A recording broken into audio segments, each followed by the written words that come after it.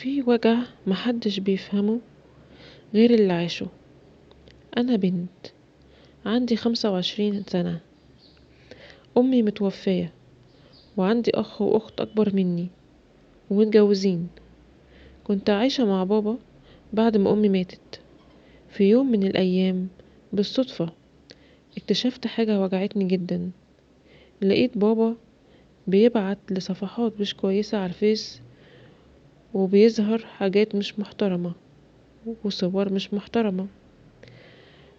كنت مصدومة، بس قلت يمكن غلط، يمكن من غير قصد. كلمت أختي وقالت لي أمسك تليفونه وأعمل بلوك للحاجات دي، وأخلي صفحاته كلها قرآن وحاجات دينية. وفعلا عملت كده. بعد فترة اكتشفت إنه رجع تاني ونفس التصرفات. ساعتها قلبي اتكسر أكتر، مش بس علشانه ولكن عشان أمي، الست اللي ماتت وهو بيقول إنه مش ممكن ينساها. سافرنا بعد كده برا مصر، وبدل ما يتغير بقى طول اليوم على الموبايل، يدخل صفحات أسوأ ويبص على صور صعبة جدا. واجهته أنا وأختي كذا مرة، لكن كان دايما يقول كل واحد ونيته، أنا مش بعمل حاجة غلط.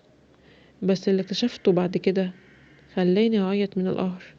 لقيته إنه بدأ يدي رقمه لستات وعاوز يشوفهم، وكأن كل الحدود اتكسرت.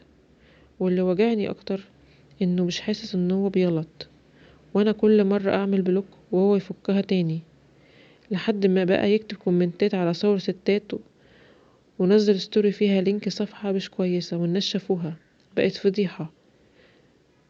سمعتنا بقت على المحك. أنا مش عارفة أعمل إيه، مش قادرة أكرهه بس قلبي موجوع، ولا عارفة أتعامل معاه كأب ولا كراجل بيغلط. أنا بس عايزة أفهم، لما الأب يغلط البنت المفروض تعمل إيه؟ اكتبولي رأيكم في الكومنتات.